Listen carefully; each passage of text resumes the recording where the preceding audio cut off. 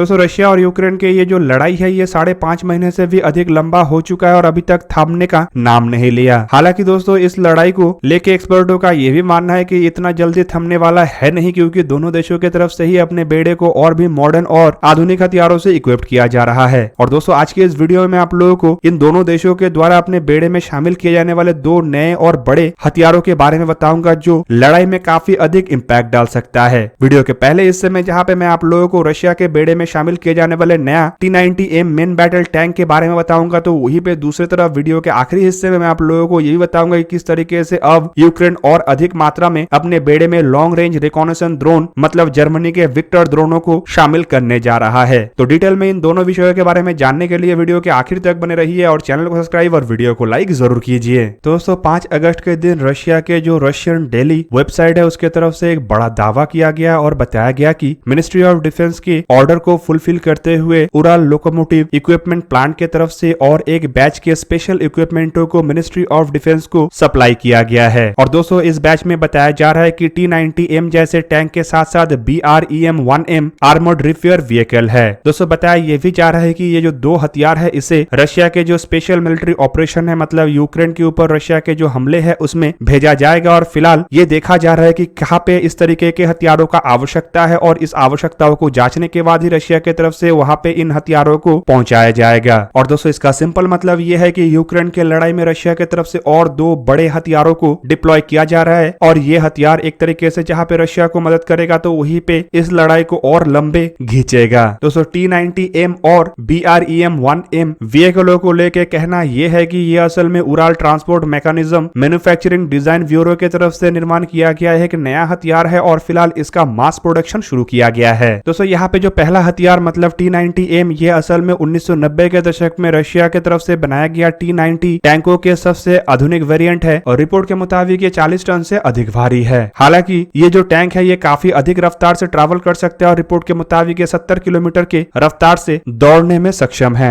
और same time में इसकी मोबिलिटी भी अन्य टैंकों के मामले में काफी अधिक है। हल्के वजन के इस टैंक के पास बैटलफील्ड में दुश्मन को चकमा देने का भी जहां पे क्षमता है तो वहीं पे इसके पास कोई हल्के वजन के टैंक के जैसे हथियार नहीं बल्कि बड़े बड़े टैंकों को ध्वस्त करने वाले हथियार है। दोस्तों मॉडर्न वॉरफेयर में इस्तेमाल किए जाने वाले टैंकों में T90 टैंकों को सबसे लोअर प्रोफाइल वाले टैंक के रूप में देखा जाता है, मतलब लड़ाई में इसे ढूंढ पाना देख पाना काफी मुश्किल है। हालांकि दोस्तों इन टैंकों के मोबिलिटी या रफ्तार या वजन को देख के किसी को हैरान नहीं होना चाहिए, बल्कि टैंक के जो आर्मर है उसे देख के हैरान होना चाहिए, क्योंकि इतने हल्के वजन के टैंक होने के बावजूद इन टैंकों में 65 से 70 टन वजन के भारी भरकम टैंकों के जैसे ही आर्मर और प्रोटेक्शन का इस्तेमाल किया गया है और टैंकों में कई तरीके के आधुनिक मल्टीलेयर कंपोजिट आर्मर का इस्तेमाल किया गया है। दोस्तों T90 टैंकों में हथियार के रूप में एक 125 मिलीमीटर के स्मूथ बोर गन का इस्तेमाल किया गया है जो मैक्सिमम 4 किलोमीटर के डिस्टेंस में शार्प आर्मर पियर्सिंग और सब कैलिबर एमुनेशनों को दाग सकता है। हालांकि 5000 मीटर मतलब 5 किलोमीटर के रेंज में यह गाइडेड आर्टिलरी शेल को दाग सकता है और करीबन 10,000 मीटर मतलब 10 किलोमीटर के रेंज में यह एंटी पर्सनल ब्लास्टिंग शेल को दाग सकता है। हालांकि दोस्तों इसके किसी भी विदेशी प्रतिद्वंदियों को देखा जाए तो इतने लंबे दूरी तक कोई भी टैंक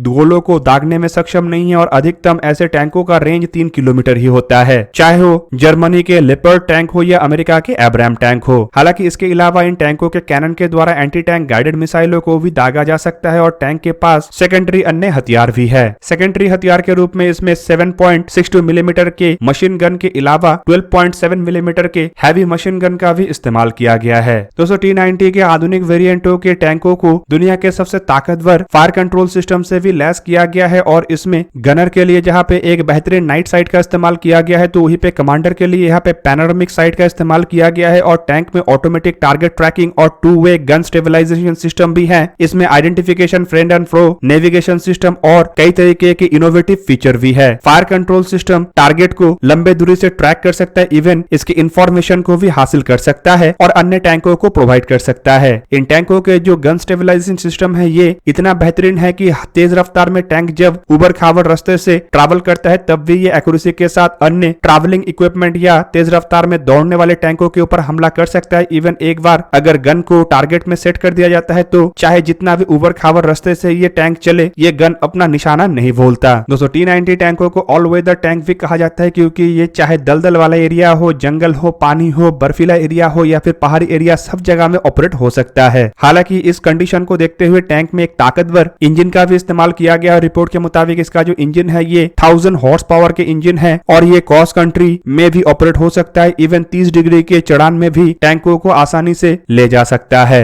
हालांकि दोस्तों 1000 हॉर्स पावर के इंजन के बारे में सुन के आप लोगों को हैरानी हो सकता है, लेकिन रिपोर्ट के मुताबिक अगर देखा जाए तो 65 से 70 टन भारी टैंकों में 1500 हॉर्स पावर के इंजन का इस्तेमाल किया जाता है। तो वहीं पे 40 से 42 टन के वजन के इस टैंकों में अगर 1000 हॉर्स पावर के इंजन का इस्तेमाल किया जा रहा है तो ऑब्वियसली इसके जो पावर टू वेट रेशियो है ये उन टैंकों के मुकाबले में अधिक होगा। हालांकि T90 टैंकों के कुछ वेरिएंटों में अधिक ताकतवर 1200 हॉर्स पावर और 1500 हॉर्स पावर के इंजनों का भी इस्तेमाल किया गया है, जो टैंकों को और अधिक ताकतवर बनाता है। दोस्तों चलिए अब जानते हैं वीडियो का आखिरी हिस्से के बारे में, जहां पे बताया जा रहा है कि यूक्रेन भी अपने आप को रशिया के खिलाफ मजबूत बना रहा है और इसके लिए यूक्रेन के द्वारा और अधिक मात्रा में जर्मनी से विक्टर लॉन्ग रेंज रिकॉनेसेंस ड्रोनों को हासिल किया जा रहा है। तो दोस्तों हाल ही में मिलिट्री रिकॉनेसेंस नामक एक पब्लिशर के रिपोर्ट के मुताबिक Munich based drone manufacturer quantum system को हाल ही में ही यूक्रेन के तरफ से बड़े ऑर्डर दिया गया है और ये ऑर्डर बेसिकली रिकॉनेसेंस ड्रोन को लेके। रिपोर्ट में यह भी बताया जा रहा है कि इस ऑर्डर के तहत जिन ड्रोनों को यूक्रेन के द्वारा खरीदा जा रहा है वो असल में ऑलरेडी यूक्रेन के बेड़े में इस्तेमाल हो रहा है।